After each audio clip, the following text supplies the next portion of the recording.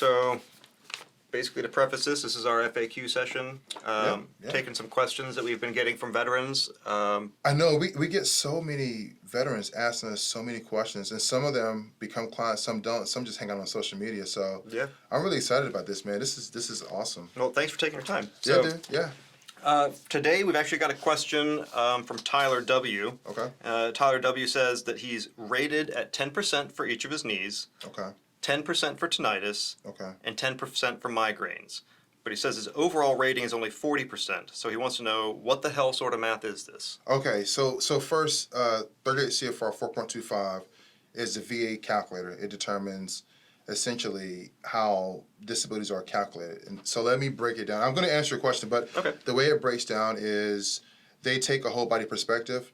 So in a weird math situation with VA math, you start at 100% and you work your way down. So you get 100. If you get, let's say, 10% for migraines, you have 10, you have 90 left over, right? 90 of whole body left. So the veteran gets 10%, there's 90% left on the table. He gets another 10% for the other knee. He now takes the 10 from the 90 that's left, and that's 9. 10% of 90 is 9.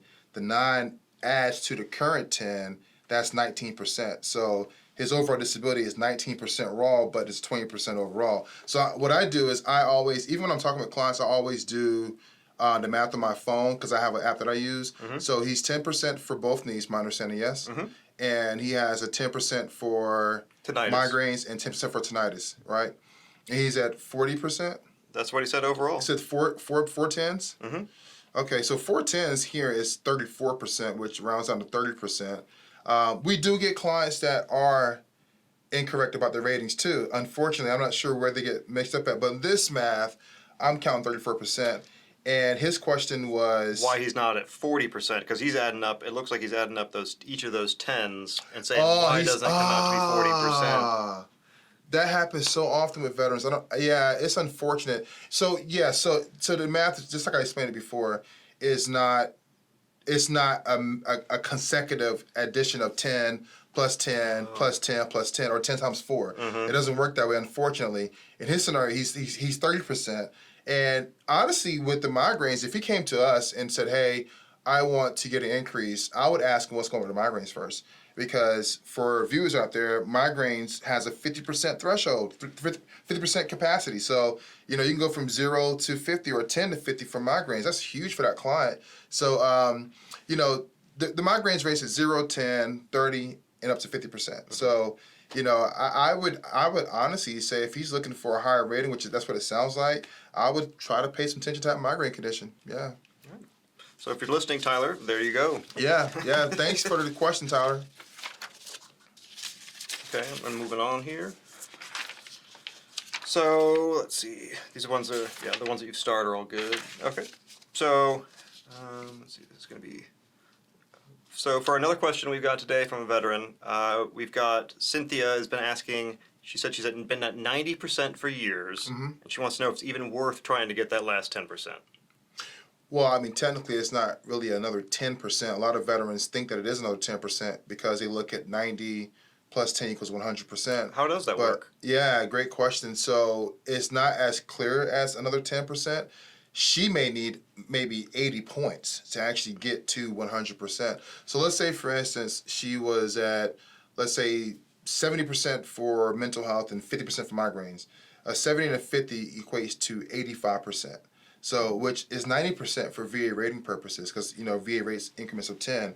So yeah, in that scenario, she's 90%, but she would need another 70 points somewhere to get to 100% overall based on VA math. So, without looking at her case, the things that she can look at, of course, is the CFR Part 3 and Part 4. She can be able to understand exactly, which of those conditions which have got her to 90%, maybe can get increased if they have increase in severity. And then, of course, being able to understand the CFR, communicate that in language, put the pieces together, give it to the VA, and then, of course, wait for a decision to come back. And for those of us who don't know, what is the CFR? The Code of Federal Regulations is Title 38. That governs veterans benefits. Okay. Thanks very much. Yeah, for sure. And who was that, Cynthia? That was Cynthia. Yeah, Cynthia. Yeah, you're going to have to dig in those records somewhere and see what you can get out of it. You may be very close to 100%. You may have a number of conditions, 0, 10, 30, 70, 50, 40, etc. You may have a number, or you may only have a handful. And depending on what you're rated for, what's each percentage, what it looks like, that's going to determine just how hard or easy of 100% you may or may not have. So, yeah, good luck, Cynthia. Good luck, Cynthia. Yeah. So today's question we've got from Armand, and Armand is asking, my spouse is at 90%, but they told her she was P&T. Yeah. How is that possible? So P&T in a normal sense for those that are watching typically means permanent and total, which means that you're at 100% in most cases. You can have a condition that's static, meaning that, it's permanent in nature. It's not going to get better in the future. Like, for instance, a back condition. We know as we age, our muscles deteriorate, or our bones and stuff like that. So I would say that she's not permanent total, at least from the sense of being 100%. She probably has a disability that's considered permanent, because of the nature of the disability. But, obviously the P&T fringe benefits, which is something we can definitely talk about too, if I can, with this particular question. So the P&T benefits are amazing. They're huge. And we're talking about reduction in real estate costs. We're talking about access to parks on the national and state level. We're talking about student loan forgiveness. That was huge for me as a veteran. That was, oh my God, that was game changer for me. You got your student loans forgiven? I got student loans forgiven. I'll never fucking forget, man. I had been fighting the VA for, I want to say 7 years. Yeah, it was a pain in the ass. 7 years, man. And I had given up on my case, actually. I said, fuck it. I'm tired of it. I'm going to give up on my case. And I ended up having someone really inspire me that was also a fellow Raider, because I was a Raider as well. And I felt like, I think a lot of veterans feel this way, where we feel like, oh, it's not our benefit. Someone else fought harder than I did. I shouldn't get it. I felt that way for a number of years. But once I started working in the VA, I understood very clearly. I was like, no, I definitely should get what I'm entitled to. So I fought for a while, man. And I got to the point where I had almost given up. And it took me 7 years, and it was an appeal, actually. It was an appeal I did, waited some time. I woke up one morning, I never fucking forget it, man. I woke up, I had like $60,000 extra in my bank account. Whoa. And I couldn't believe that shit. I was like, where did this money come from? And I ended up looking at my online banking, like actually looking at because I looked at my account and it showed me the number, like available funds, and I was like, oh shit, like I was expecting like $300. Yeah. And so I looked and I was like, wow, I just can't believe I have this much money in my account from the VA, and I said I must be 100%, and sure enough, I was. And just the feeling I got was just, I can take care of my family now. I can, I have something to help me with my kids going to college. I have 2 daughters. I'm a single parent. So that was a huge deal for me. And then just the way I was moving with my finances on real estate. I was buying real estate. I was, owning real estate in my name, also in the business name. So there was that, perk as well. But the biggest things was the student loans, man, because I had to leverage an LLC to purchase some of the deals I was purchasing on the real estate side. On the personal side, I had a high debt to income ratio because of my student loans. I was in the 6-figure range. So, yeah, I just remember submitted my form to the Department of Education, which now they've automated that. Shout out to DOE for that, Department of Education and the VA. That was amazing what they did for veterans, where it's just automatically done now. But back when it was new, I had to actually fill the document out, send it in, and I never forgot. I got a letter in the mail from the Department of Education that all loans were forgiven, they were gone. Wow. I was like a month later, I looked at my credit report, and I use FICO.com as my resource to check my credit, periodically. So they sent me a notification like your credit score shows that this debt was paid. Way up. Yeah, Well, actually, no. Actually, my score didn't increase. It didn't increase actually.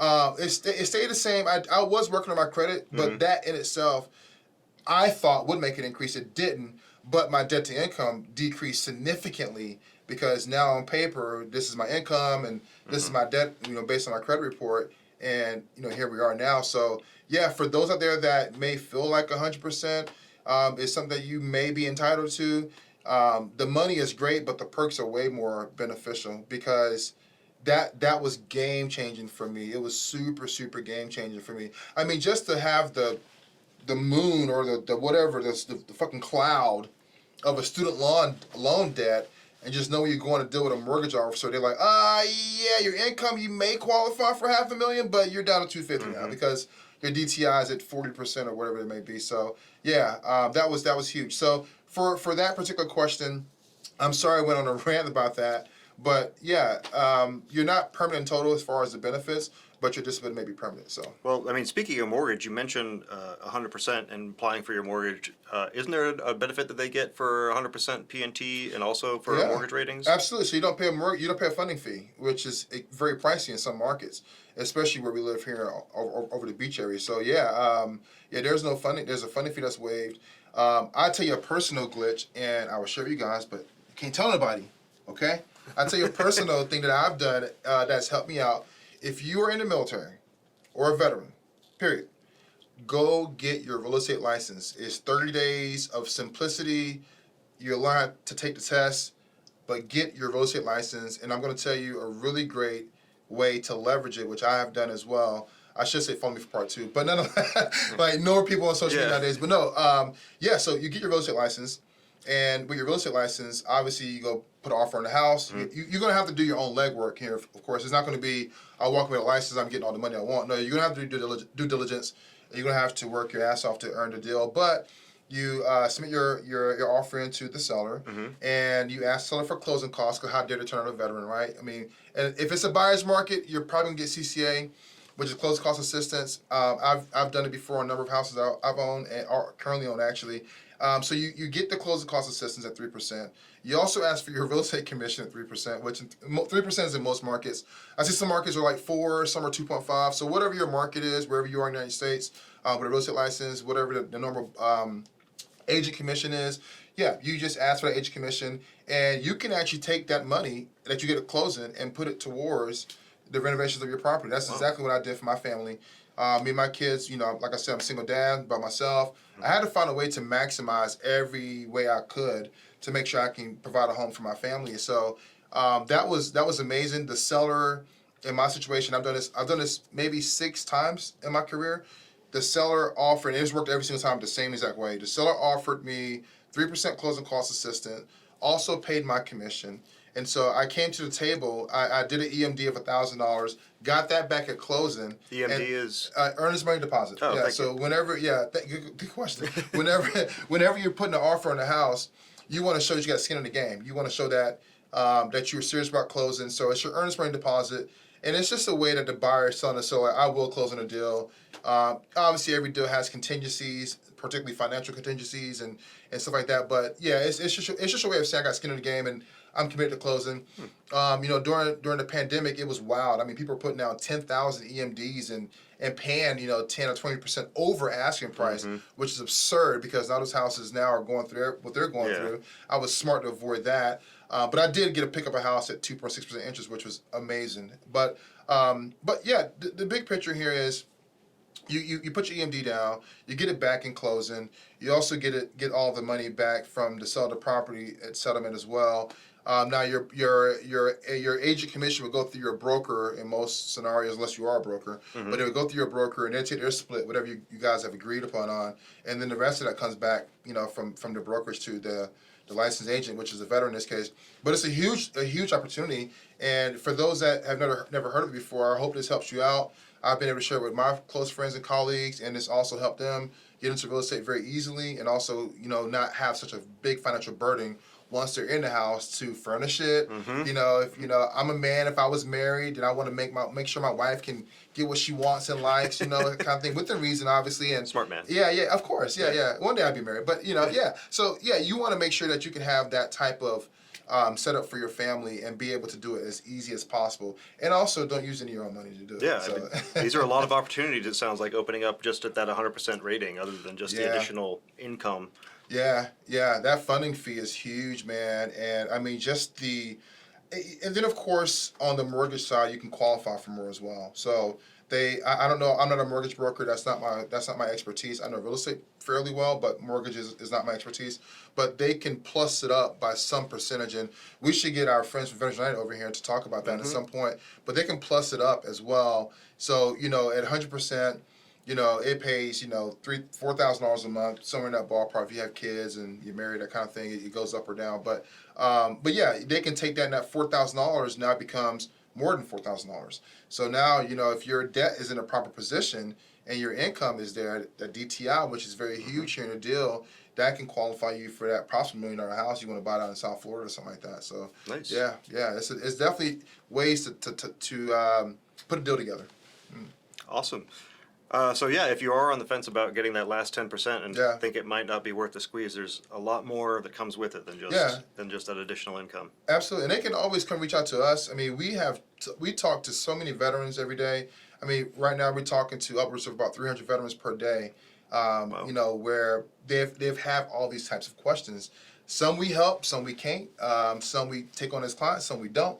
It's just it's the nature of dealing with in the people business. So. Mm-hmm.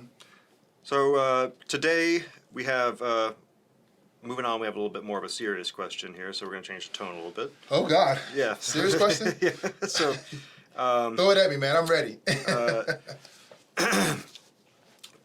Cameron K asks, if I was the victim of MST decades ago and I did not report it because of the shame and fear I felt at the time, it's impacted me all these years later. Is there any hope for him now? Man, gosh, Cameron, thank you for that question. Wherever you are in the United States, I just pray that things are well for you and your family. It touches a soft spot for me. We see a lot of our clients go through that, women as well as men. And men out there, don't be afraid to speak up about these kind of things. We know it's happened. I've seen it a number of times over my 10 years of doing this. And of course, women as well. But to answer Mr. Cameron's question, no, hope is not all lost. I'm thankful that you're even open to speak about this with us. That's huge. But as far as VA rating purposes are concerned, you're going to have to fill out a statement of support of claim for PTSD based on MST. I think it's a 0781, if my memory serves me correctly. If I'm wrong, don't beat me up in the comments. But I think it's a 0781. And you just articulate what happened. Now, the downside to this, in my opinion, is that Cameron's going to have to talk about this more than once. And it's just horrible the way the VA does it. I know I'm getting off topic here, but this is kind of personal for me. Why will we have a veteran fill out a statement of support of claim for PTSD to talk about how they develop PTSD, at least in their words, and then make them go to an examination to talk about it again? You got to rehash it over. You got to rehash it over again. Yeah. It's so traumatic, man. I just hate that about the VA. And so we found ways to get around that help our client. But I think that's such a trashy way to service connect PTSD. And then let me tell you the kicker to this. The kicker to this is if you claim depression or anxiety, you don't have to go through that formal process. Excuse me. You don't have to go through that formal process. You just claim depression, go to a CNP exam and say it once. So we've done that for our clients just for the sake of shielding them from having to speak about this over and over and over again. So yeah, unfortunately in this case, for MST specific cases, you're going to have to go through the paper process. He's going to have to also explain the events surrounding this event, the circumstances, how it all happened, any type of after action activity that happened. Maybe it was a police report. Maybe there was a counseling session. Maybe there was an Article 15, a court martial. Who knows? But he would have to articulate those things as well. But I thank Mr. Cameron for at least trusting us with this level of a question, and also reached out to us about it. And I think your money is overdue. There's a 70% potential for mental health. We've seen a lot of cases of MST get 70%, even 100% for mental health, because mental health rates at 0, 10, 30, 50, 70, it's 100%. So I just hope that whether he does with us or on his own or through a VSO, wherever he goes, that he gets taken care of. And no, hope is not all lost. And there is definitely some type of compensation there as well, depending on what the factors are. I can't obviously guarantee that, but depending on what the factors are, there probably is a lot of compensation from there. Awesome. And to that point, for MST and things like and PTSD, Yep. do we have the resources, or do 7 principals have the resources to guide people through that kind of a situation? Yeah, absolutely. I mean, just from the emotional standpoint of like the emotional toll it has, I mean, we have that resource. We have women and men here in the firm. We purposely hire like that to have a balance of men and women, and also different backgrounds and understanding, so they can communicate well to our client, whoever that client may be in that particular setting. But yes, we have the emotional side to communicate, but we also have the medical side with our doctors to be able to substantiate, this is the event, this is the diagnosis, here's the etiology and the link of it all, Here's how I should present to the VA. And then we have the legal side, the strategy side, the SMEs about claims that can also communicate, here's how you should rate it. And we want 70%, 80%, 100, 90, whatever it may be. So absolutely, we do have the resources here. We've done thousands of these cases over the last, I would say, 11 years. And it's just really sad to see that so many people have not came forward and spoke. But I think we live in a culture nowadays where it's more acceptable to communicate about some of these things that were so taboo just as recent as 5 years ago. So, we do have the resources to help you out, Mr. Cameron, and I wish you the best whatever decision you make. We're here for you, brother. Awesome. So today we have another question. Okay. That's a bit of a serious subject. Yeah. Kelly says that she has PTSD from an MST, which is a military sexual trauma, and she's really worried and anxious about her CNP exam. Yeah. Are MST CNP exams any different, or does she need to prepare for the worst? CNP exams can be pretty brutal. They can be very brutal, and they also can dictate the amount of percentage that you get or don't get. So I always tell people, always prepare for the worst. Even in life, always prepare for the worst. Because if you're prepared for the worst, you're trained for whatever comes to your way. And a lot of times, it's not as bad as it may seem to be. So, I think MST cases, I think back when I was new to rating, it was a little harsh. They weren't very open. But when you got cases like Vanessa Guillen, which is one of the ones that I can remember personally because it happened so close to home to me with people that I knew and friends from Fort Hood and just the whole entire story of it. I remember hearing about that case. Yeah, I mean, it was huge because it shined an ugly light on the Army, but it also shined a light that needed to be shined. Like, this is happening at an alarming rate, and it's something that's not being, enforced. Unfortunately, like women are, and men are getting, they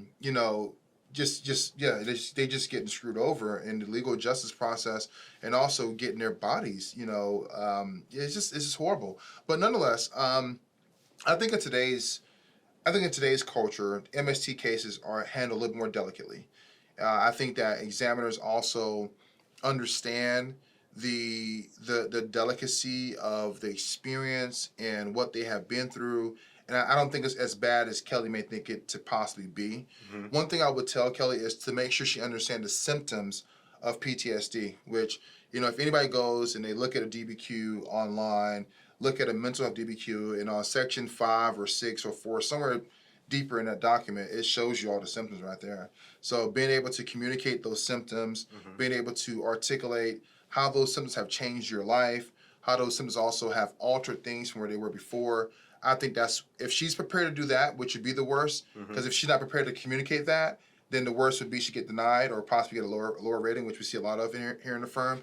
If she can articulate the event, how it changed her life, the symptoms that she experienced on a day-to-day basis, and the likelihood of it not getting better in the future, I think she has a very solid opportunity here, especially if the evidence is already put together very well about the factors of who, what, when, where, and how when she was in the military. Then she has nothing to worry about. So Kelly, I think, like I said before, I tell people prepare for the worst. If you're prepared for the worst, you're well trained, and most time the worst don't always happen. Now, if the worst happen, you're probably ready for it, but I don't think you have much to worry about. And thank you for sharing with us, your experience. Once again, we had another caller before, or a question from a client that asked about MSTs, and my heart just goes out for people that experience that.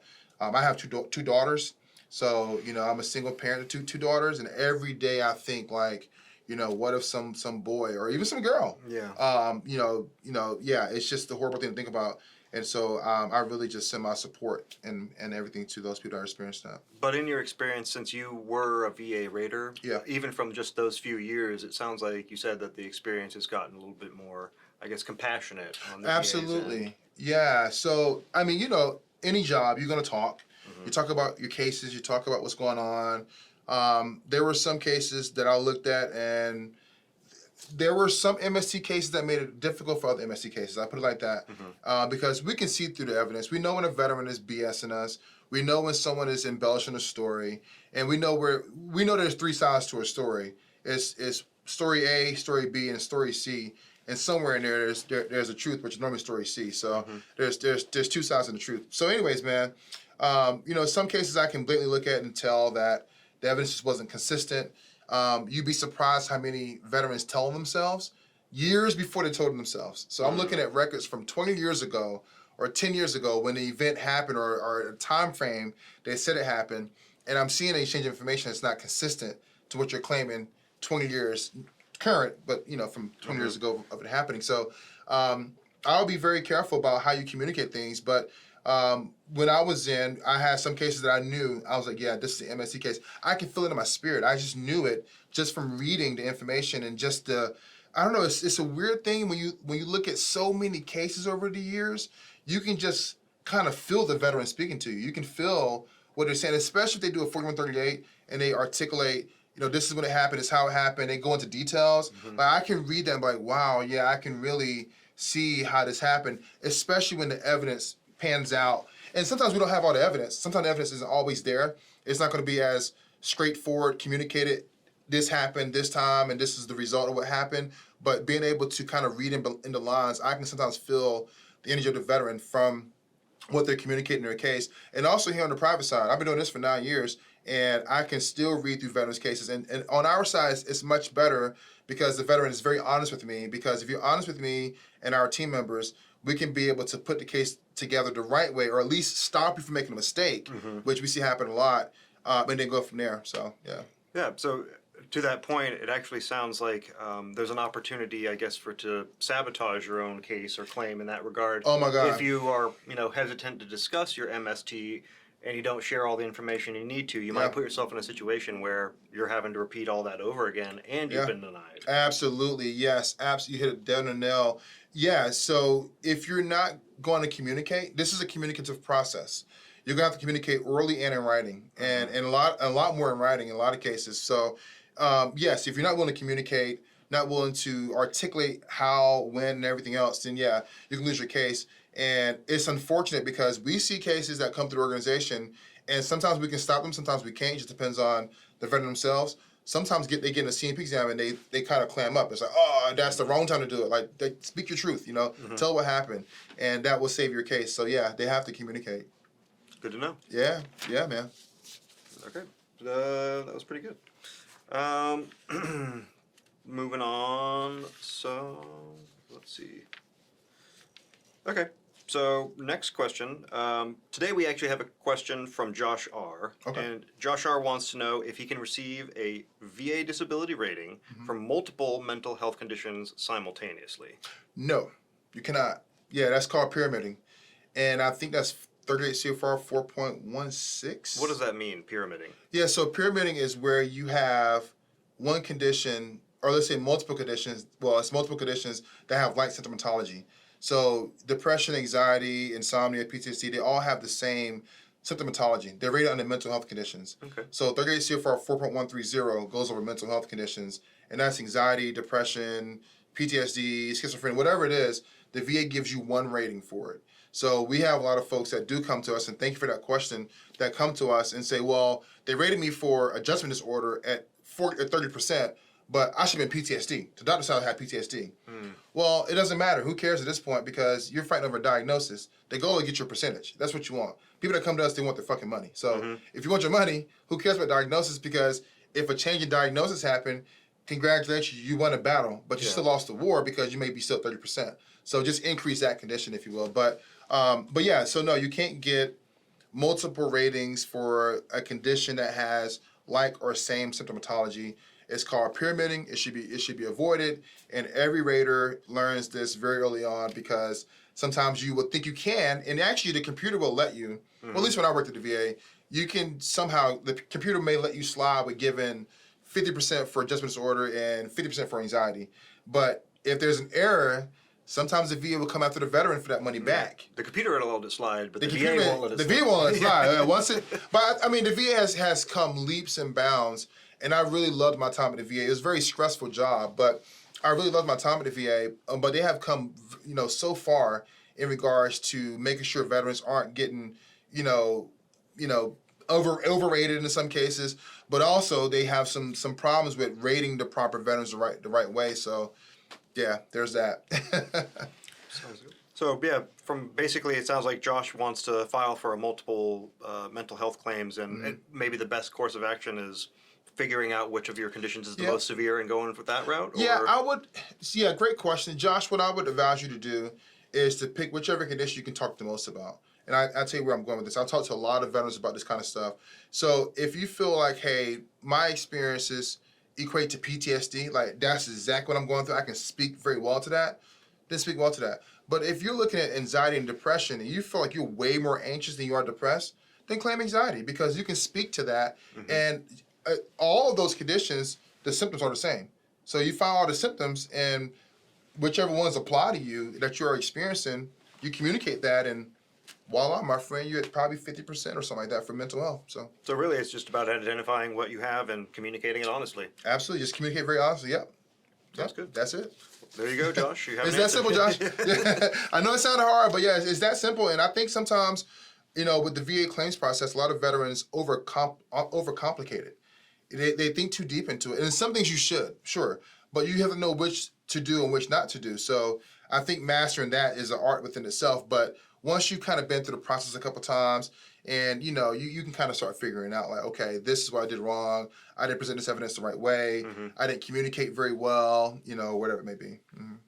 Sounds like you've been through the process a few times. Oh, my God. More times I want to count. All right. Well, we have another question, and this one is from Carrie W. And Carrie wants to know what evidence she needs to provide to support her claim for a mental health disability rating. Yeah, so it depends on how she's claiming it. There's a number of ways to claim mental health. You can do it direct to military service. You can do it secondary to another condition. It could be because of MST, which we've talked pretty generously about today. It could be a number of ways to claim it. The biggest thing she has to provide is a stressor. She has to communicate that something happened somewhere, particularly in her military career or due to her other conditions that are service-connected, that caused that mental health condition to happen. And if she can do that, that is how she would put her paperwork together. She would communicate, I went on a deployment, I went to Iraq twice, or whatever it may be. From that deployment, I experienced these things. It's now developing to, anxiety or depression, and that's my stressor. The deployment was what caused all this to happen. And then you go into your normal symptomatology and so forth. So, yeah, that's how she would do it. And she used a 4138. That's one way to do it. That's probably the best way to do it. Or she can get DBQ. She can also get a nexus letter as well. It just depends on how she's putting the case together. Because, every case combination has a different requirement as far as presentation. So, she has some options at her disposal for sure. Sounds good. So, Yeah. Kelly, you do have some options to get your mental health disability rating. Yeah, Kelly. And I wish you the best, Kelly, because, obviously you're being smart about it. And that's a good question from Kelly out there. I think many veterans should think like, Kelly, what do I do before I do it? Because we see a lot of cases here in the firm of I've went for it, I've done it, I messed it up, clean it up for me. And we're like, oh my God, I wish I would have talked to you 6 months ago. Like, we wouldn't even be in this situation. You're probably 100%, but they weren't being proactive. And I'll tell you another funny story as well. So I had a guy I talked to actually recently, and he had came to us a year ago and said, hey, I'm 70%, I'm going to get to 100. And I said, every single veteran I talk to wants to get 100%, whether they're 70 or 0, they want to get 100%. Everyone wants 100%. I said, what makes you so special? You're a tough guy. What you got here, man? And he says, well, this is what's going on with my case, blah, blah, blah, blah. And I look at this case. I said, okay, yeah, you do have a viable path to get there based on the numbers, based on the factors, based on what you're telling me, based on your medical evidence. Here's what I would prescribe. Here's what I would advise to do first. And so he ends up saying, okay, great, I think I can do that. That sounds great. And I said, well, it's going to cost you for you to work with us. We're not a free service. And he says, well, what do you mean? Like, I shouldn't have to pay for a claim. I said, hey, if you have that opinion and you feel you shouldn't have to pay for it, then I agree with you. You shouldn't have to pay for it, but you can't come through us. You're not going to use our services, unfortunately. Yeah. So he says, well, how about this? I'm going to find another free resource because I'm not going to pay for this claim, and I can get done for free. I said, yeah, you certainly can, sir. You can get done for free. Best of luck to you. If you need anything, I'm a resource. Give me a call, right? So he gives me a call. I shouldn't have said it because he actually starts calling me.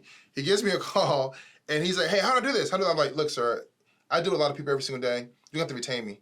And if you can't retain me, I've given you enough to where you can figure it out on your own. If you just go do some reading and put this all together and, you can figure it out. I mean, you may bump your head. So long story short, He says, well, I'm not paying for it. I'm going to the free resource. Great. Congratulations. This is our last conversation. So he goes somewhere, gets reduced. Oh no. Gets That's reduced. the last thing Gets you want. reduced. He gets reduced. I'm like, oh my God, he got reduced. So he comes back to us and he's like, hey, I want to pay whatever it is. He got reduced for mental health he was at mental health at 30, he had migraines. He got reduced down to 0%. I think it took him from 70 to 50. Oh no. Yeah. That's a lot of damage. A lot of damage, man, because he had some stuff going on financially with his kids and his family. His wife was actually, telling him to use us. And I actually was on the phone with his wife, and she had, kind of said, yeah, baby, we should use him. And I guess they conversed, and the final decision was, no, not the Chaz. And so his wife did email us asking us, like, can you please just help us out now? Like, I tried to tell him before. He's hard-headed. I love him to death, but, he's getting reduced to 50% or 40 or something. It was very low. And I said, unfortunately, the damage has been done. So he went through some other service. They put together this Nexus letter that was actually inaccurate.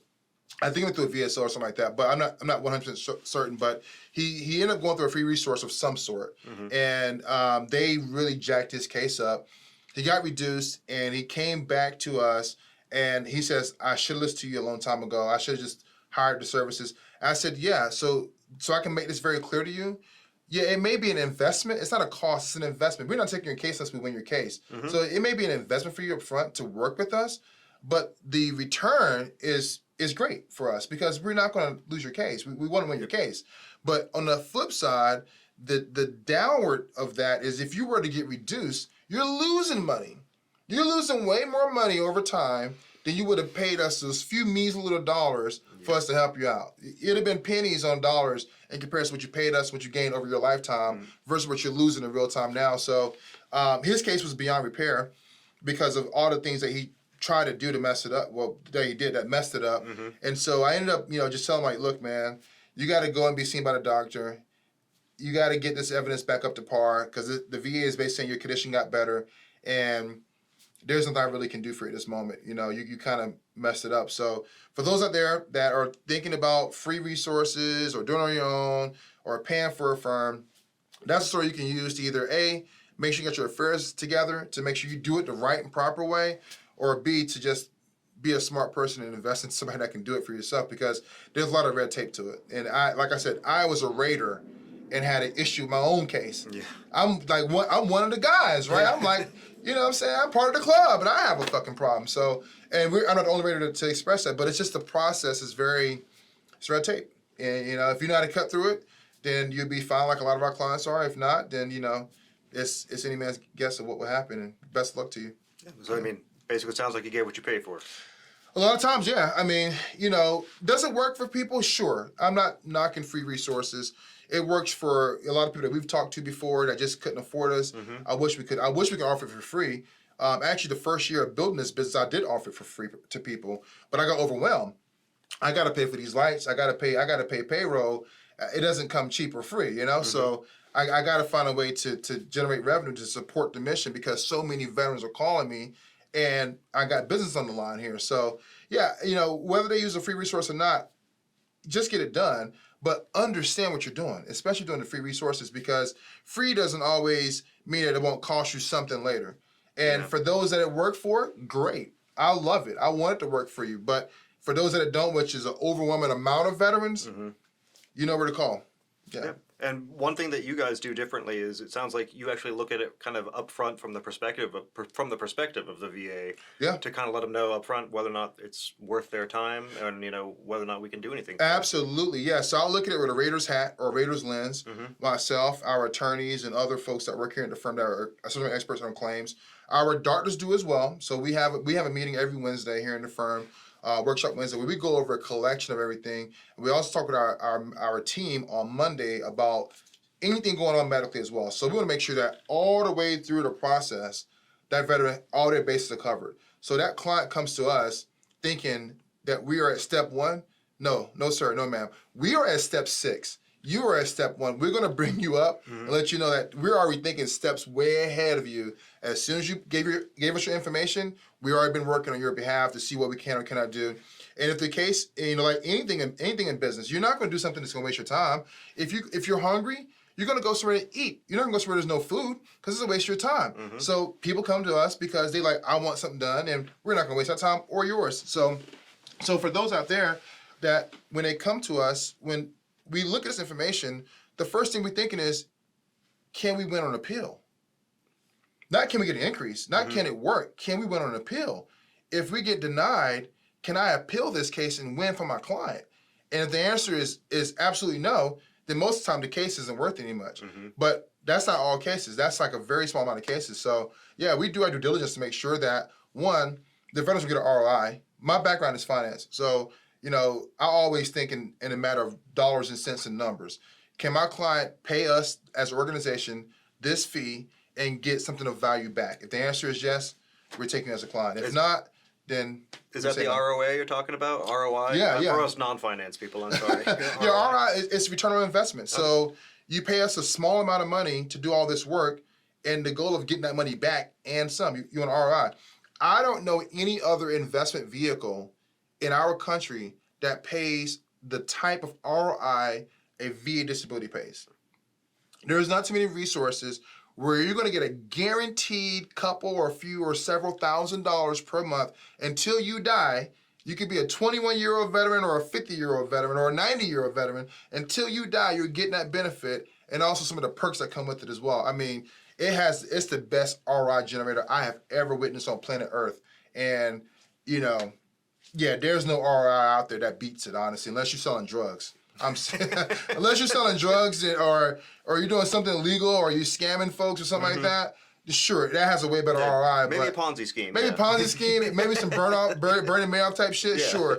But outside of that, there is no other investment vehicle, at least from this angle of paying us to do your case, where you get such a stupendous ROI. I mean, it's ridiculous. Yeah. Well, it's cool. It's a unique position to be as a veteran. Being as a veteran is, having that. I don't want to say expendable income, but it's basically income you can use to start building wealth, especially when you get to that 100%. Yeah, I mean, so for me, that was the barrier of actually really truly building real wealth, because most wealth is built through real estate. So yeah, I mean, it was a huge, huge thing for me. It opened up so many more doors. And let's not even talk about government contracting. I mean, government contracting, once you get your percentage, all you need is a rating percentage. You're not going to get SDVOSB, which is set-aside contracts. It's huge, man. Is that where you get some sort of a special consideration or something? It's called a set-aside, yeah. So the federal government has a certain amount of dollars every year it sets aside just for certain certifications, and SDVOSB is one of them. And if you have a rating percentage, or service connection, then you're eligible. And you can apply for SDVOSB. You can take your business from zero to hero in a matter of, some short time, once you go through the paper process, based on what your NAICS code and what you're doing. There's a lot of contracts that actually don't even get awarded every single year. We have a number of government contracting folks that come to us wanting to make sure that they have all those ducks in a row to make sure they can get those contracts, because the pennies they pay us for the service, it pales in comparison to what they can claim as far as contracts on the federal government procurement side. So yeah, it's huge, man. It's very, very lucrative too. Well, trust me, from having worked in the federal government before, I know that those government contracts, they definitely get their money's worth out of it. Absolutely. Oh my God. Yeah. Well, we're back again with another question. Okay. Today we've got a question from Aaron G., who wants to know if he can still work and receive a mental health disability rating from the VA. Absolutely. Yeah. Absolutely. You can still, well, it depends. I read an article recently. We have a lot of pilots that come through the firm that fly for commercial airliners. And for pilots, no. It's going to be a big no for them. Actually, and particularly most recently, there were over 5,000 pilots that were considered to be disqualified for major disabilities, and mental health is one of them. So I'd actually just heard about that. Yeah, we've gotten pilots as clients for the last probably 5 years. Such it was uptick as of recent. I'm not sure if they just hired more pilots from the military or what, but for the pilots out there, be careful with mental health conditions, because that can disqualify you for the FAA clearance to fly that bird. So I'd be very careful with that. But in regard, if this gentleman, or this, what's his name again? This is Aaron G.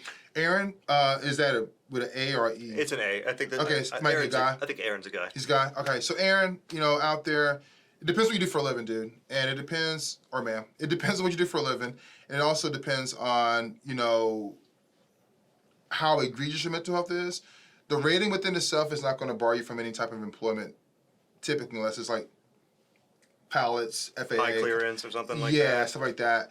But what you're suffering from, if it's egregious, then yeah, it could cause other problems, obviously.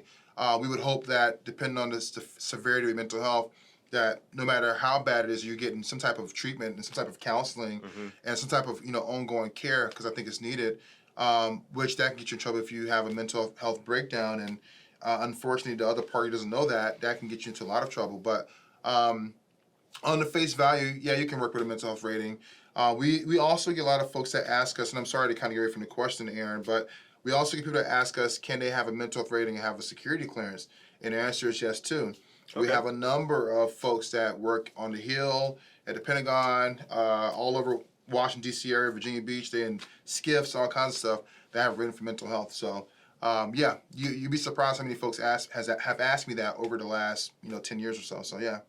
Mm-hmm. On a similar note, and actually, this isn't one of the questions I have written down. Yeah. We did have, let me see whose name this is. This is Brian T. said that he was interested in filing for tinnitus. Okay. But he does work in an environment where he can't actually have any inhibition to his hearing or anything like that. So okay. Brian was expressing he was maybe a little bit nervous about applying for disability, especially for tinnitus. Right. As he was worried that might endanger his job.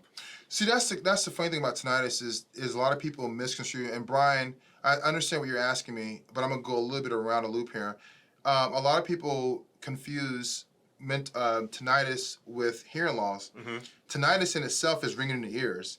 Hearing loss is through an audiogram. So Brian, I'm getting back to it now. Brian, if you are in a role where you have to do an audiogram and you can hear at enough decibels, or the Maryland CNC score is actually what it's called, that will allow you to keep that employment, and you're totally fine. Ringing in the ears, it can affect your hearing, but in itself, it doesn't equate to hearing loss. So, yeah, and that's a pretty straightforward 10%. Ringing in both ears, recurrent, happened during military service, boom, 10 points. So, yeah. And is your team pretty much equipped to, handle basically looking at what it is that they're going to be applying for and whether or not that would have any impact on their job? Is that something they're taking? Yeah, we actually do that. That's how we got so deep into pilots over the last few years. Thanks for the airline miles. I really appreciate that, American Airlines. But I'll take some too. If you actually, I got a few I can share. But yeah, so yeah, we do look at an overview of what the person does for a living. We all actually ask them in an intake form, who's your current employer, or what do you do for work? That's where we can get an idea. If someone comes to us and say the White House, then we know we got to treat that file a little differently than someone that tells us, something else. So if someone tells us FBI, or they tell us they work, in a certain, just depends on the nature of the job. So if they work as an airline pilot, then we want to make sure we tell them, this is what you should be concerned about with your job. Now, in reference to putting the case together, we definitely do that as well. Mm-hmm. One thing we do look at is the audiogram. The audiogram from the service treatment records will have a little box, and it's like H1, the colon, and it will say routinely exposed to loud noises. And that for us is a good sign that we probably can get a tinnitus case done. Then more importantly, there's a fast letter. It's called Fast Letter 19. I think that's what it is. I may be mistaken.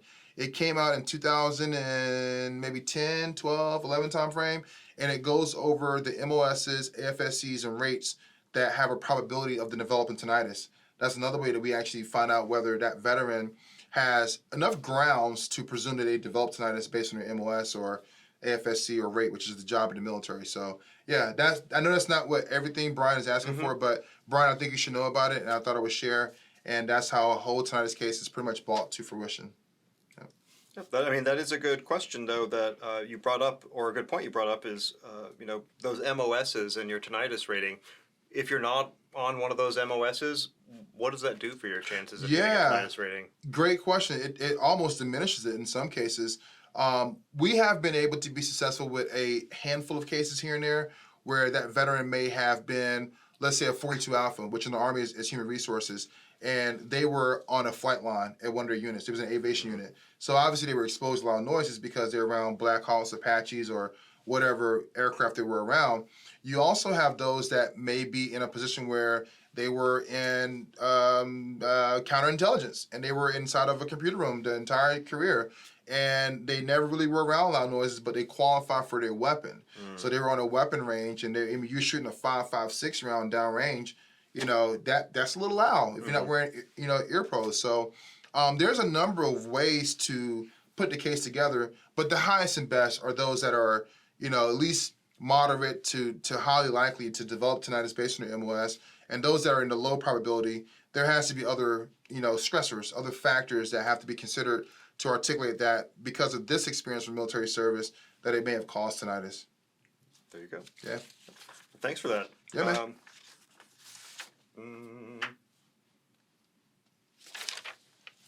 Sorry for that. Oh, okay. I feel like this might be pretty close to what we've already asked, but did we already ask the VA determine the percentage of disability? Okay, well, I'll ask it anyway. Yeah. So we have Amanda L. Okay. Amanda L is asking us how the VA determines the percentage of disability for mental health conditions. Yeah, so it's on a scale, if you will. It's called a rating schedule. Okay. And it rates from 0 to 100% for mental health conditions. And that's 0, 10, 30, 50, 70, 100%. That's the most you can get. Essentially, if there's total occupational social impairment, that's 100% level. And obviously, the least of that occupational and social impairment, the least the percentages are. So if it gets better or if it's less than total, then it's 70, then it's 50, and so forth. So that's how they rate it. And essentially, I'd be very frank. I mean, it's kind of subjective, man. I mean, most folks know what's going on in your head. We do get some veterans, just in our experience, we feel like maybe embellishing, but we represent a process, not the people. And if they're articulating this is what's going on in their mental health and they're confirming the record, then who are we to judge, So, yeah. And then we get some that are like, dude, you really should probably claim this because like you're more than eligible. So it's crazy the differences you see with cases. But the way the VA rates is based on symptomatology. It's based on a stressor, and it's based on that rating schedule of disabilities that give them a certain percentage based on the severity of the symptomatology they're experiencing. And they can visit 38 CFR 4.130. That's the governing language that goes over the mental health rating schedule, and that they can, of course, take it from there and figure it out on their own. Now, you mentioned that they could be rated from 0 to 10, 30, 50, 70, 50, and 70, 100. and 100. Yeah. So if somebody's rated at 0%, does that necessarily mean the VA is saying that you don't have this condition, or are they acknowledging that you have the condition? And so what does that mean if you're rated at 0%? Great question. I'm going to go a little off topic, man. I was talking to a guy a few days ago, and we got him a percentage rating. We got him an increase, but he didn't get everything he wanted because he was retired. He needed 50% so he can receive, concurrent receipt, which is another conversation. And so the one condition that he got is 0%, which is migraines. He felt so down, and I said, that's a good thing. I would rather for my client, we want him to get more than 0, obviously, but I'd rather for a client to get 0% than to get not service connected because it changes the complexity of the case. So 0%, you can always build on that. You can increase it. You have service connection. Where you don't have service connection, it's considered denied. So now that changed the whole entire, merit of the case, and it makes it to where you have a different complexity. So for this person, 0% it means that you have very low symptomatology. And my personal opinion, and I also deploy this in practice as well, there is nothing in my belief for VA rating purpose that should be 0%. You mean to tell me you have a mental health condition that affects you on a 0% level? Then you don't have a mental health condition. Yeah. So it should at least be 10, because there's something there, right? It's got to count for something. It means it's 0%. Same with migraines. I never understood why the VA would put a 0% factor in there. If you have a fucking migraine, a headache is a headache. A headache is a headache, right? So it's like you should get at least 10% for that. So every case that we touch, we see 0%. We're like, no. Do you have a migraine? Yes. Tell me about your migraine. Well, when this happens, stop. Okay, that's a migraine. Like you should get at least 10 for that. And a lot of times, I think that a lot of veterans get screwed in that CMP exam process where they don't communicate enough to get to 10, and they just go in and say, I took some Excedrin, it's a little bit of pain, it's over here, But in actuality, that migraine is worse than that, but on that day, that's how the veteran probably felt. And they spoke in terms that was on that day, instead of thinking, what is this like on my worst day? Because I do have some bad days when I have migraines. I can't move around very well. I have to go in a dark room. I'm popping Excedrin like candy over here, and it's not helping me for shit. I'm changing stuff in my workplace. I mean, like, you need to communicate that, you know? Yeah. So while it might not necessarily apply to Amanda's ratings per se, it sounds like maybe if you get that 100 or that 0% rating, that's almost like a foot in the door. Yeah, it's hope, man. Yeah. It's hope because that 0% is a lot. It may not seem like a lot for those that are at 0% or have a bunch of zeros somewhere in the rating decision, but a lot of us do. I still have some zeros on mine too, but it's not all is lost. It's the starting point because you could be not service connected, and that means that the door is shut, and you got to find a way to keep that motherfucker in. So there's that. So yeah, definitely if you're on that, if you've had that 0% rating and you're feeling discouraged, or if that means that the VA doesn't think that you've got a claim, that's not necessarily the end all be all. Right, it's not at all. Not at all. Sounds good. Let's do 2 more questions. Okay. Are you good with that? Yeah. Time-wise? Okay. Yep. So, Mark S. is reaching out to us today. Okay. How are Hey, you doing, Mark? So, Mark was injured in 2013. Okay. But he was only diagnosed for those injuries recently. So, Okay. Mark is asking if he can file for back pay back to 2013 now that he's been diagnosed. The short answer is probably not. Okay. I would have to. And I'm just being honest here. I don't take veterans' word at face value until I see the evidence. Okay. Because he'd be surprised what may be there. So he said that he was injured. He may have a diagnosis somewhere in his medical records. Maybe not from that day, but somewhere they were found in there potentially that can save his case. But based on the face value of the question, I'm going off the assumption that he was injured, it wasn't documented, and now it is documented. If it wasn't documented, I was in the Army, we got to stand. If it wasn't in writing, it never existed. So lawyers say that too. Yeah, lawyers say it too, yeah. So that holds true. If it's not in writing, it doesn't exist. And if he doesn't have the diagnosis from the time in service, or at least some other condition that could tie that condition, then his chances are pretty slim. And I also will give you the book. So the book, you need 4 things to make a case successful. And this is how we have put together some amazing cases over the years. You need an event in service, you need a diagnosis, you need a nexus, and you need chronicity. So I want to see that diagnosis. That's going to be important. If he doesn't have that the case is lost. Not all the time, but you know the case is more complex now. If he doesn't have the event in service, then that can be a little bit of an issue, but you can always fare an event if you can tie something to it. The biggest thing is the nexus, which is why you have the nexus letters. That's the popular thing about nexus letters. So the nexus is going to tie all these things together for military service. And the 4th thing is chronicity. How often were you seen for this? What documentation is there? Was it acute or was it was it egregious? I mean, how bad was this condition? Was it something that was chronic in nature, or was it just you took some medication one time and it was gone, and that was 20 years ago or 10 years ago? Now, in relation to his back pay question, back pay is a question we get a lot, and because everybody's interested in how to get more money, right? I remember when I was at the VA, we were slanging out $100 million a month. $100 million in back pay a month, man. We would talk about it as Raiders, $100 million a month, man. And I was like, that's how much money we're putting out, $100 million. And yeah, but I mean, we were dealing with cases from all over the country. All the cases came to Washington, D.C.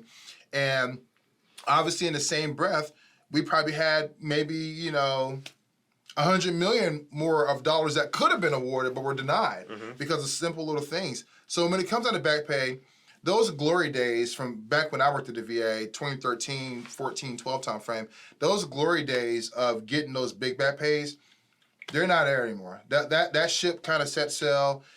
They're a little bit more strict about that nowadays. But in regards to back pay, if you perfect your appeal, means you put a case in, you get denied, you write your appeal timely, you go through all the steps and all the evidence is there, then your chances for getting it is a little bit higher. But I always tell people to not even really worry about the back pay, just worry about putting a good case together and being timely, and the back pay take care of itself. The VA has the discretion to choose a number of dates too. They can choose a CNP exam date, they can choose it's called date, time, and rows. And when I was a Raider, that was always a very sticky conversation of which date was the proper date. And it's something that I think as raters and also us in this profession, we just continuously evolve and learn from. But to answer the question, it's a little bit more complex than what he's asking because it's going to be contingent upon a number of factors. But based on the face value of the question, yeah, I don't think that he's going to get that back. All right. Well, if you are planning on filing for back pay, that's useful information because there seems to be a lot of expectations in terms of when you should have back pay and from the date of injury, and it seems like if you aren't documenting that continuously and constantly trying to file for that, then you probably don't stand much chance. You don't stand much of a chance. Yeah. And every case is different. You have some raters that are a little bit more forgiving, a little bit more liberal. They can kind of see between the lines, but for the majority of raters, yeah, if you're not following that book, I wouldn't say exactly, but if you're not fitting the framework of the policy, then... So if you got out in 88 and you finally got that diagnosis, you're not going to get back paid to 88, no, unfortunately. You're not, unfortunately. Unless there's a change in legislation, like the PACT Act was huge for a lot of people. The same way presumptives was huge for Vietnam veterans. The PACT Act was good for veterans in my era, Iraq, Afghanistan war veterans. And so if there's some type of legislation change, then absolutely. And we've seen a number of veterans get paid their overdue and just compensation from the PACT Act. So you have certain acts that happen that will allow for that to happen. But if that legislation isn't there, then, good luck. That's good, useful information. Yeah, man. And we'll do our final question. Okay. That was from Mark. This is from... Okay. We have another question. Today we've got Leslie T. Okay. She wants to know if she can file a tinnitus disability claim if her condition worsens over time, even after she's left the military. That doesn't sound right to me. Yeah, Leslie wants to know if she can file a tinnitus claim. Oh, no. I'm sorry. This is bad. This is one is, Leslie wants to know, her condition has worsened over time, even if after she's left the military. Okay. So now that her condition's worse, can she file for an increase because her condition's gotten worse over time? Absolutely. You absolutely can. However, just be aware that if you're asking for more compensation, that it fits within the rating schedule.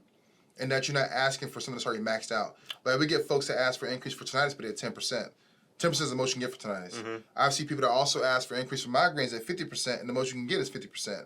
That's a starting point of getting reduced.